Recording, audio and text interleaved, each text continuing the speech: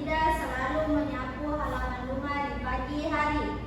Nopi suka membaca buku cerita.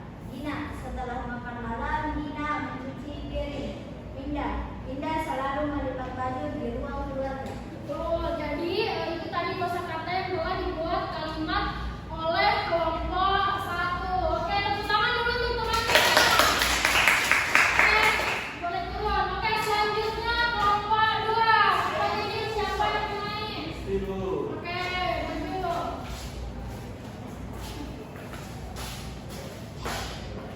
Ini Bu, ya mulai nih.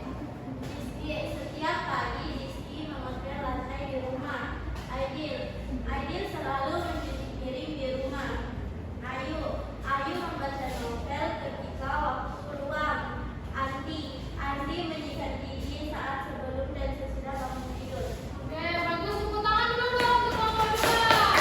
Oke, semuanya sudah naik dan mempresentasikan hasil diskusinya.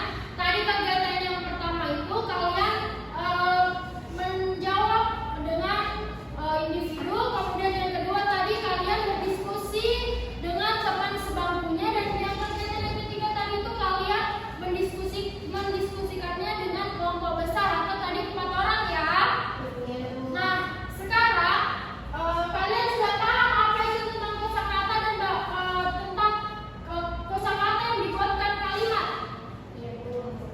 Oke, sebelum Ibu mengakhiri pembelajaran pada hari ini, Ibu mau tes dulu sejauh mana kalian paham tentang kosakata yang dibuatkan kalimat.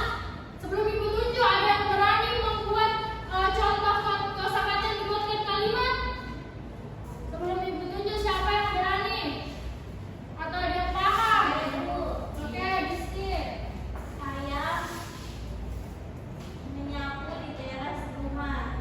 Oke, apa setelah contoh-contohnya, Ibu mau minta satu orang untuk apa sih itu definisi dari kosakata? Ada yang tahu? Ya. Bukan kata-kata. Oh, bagus. Ada lagi? Ada lagi yang tahu tentang kosakata? Winda, apa itu kosakata? Tadi sudah dijelaskan. Kata-kata yang terdapat dalam kalimat. Nah, bagus. Siapa lagi yang tahu kosakata? Kosakata, apa itu kosakata ini? Kosakata adalah ini sama kita jawabannya Dina. Ada yang tahu apa nanti? Kumpulan kata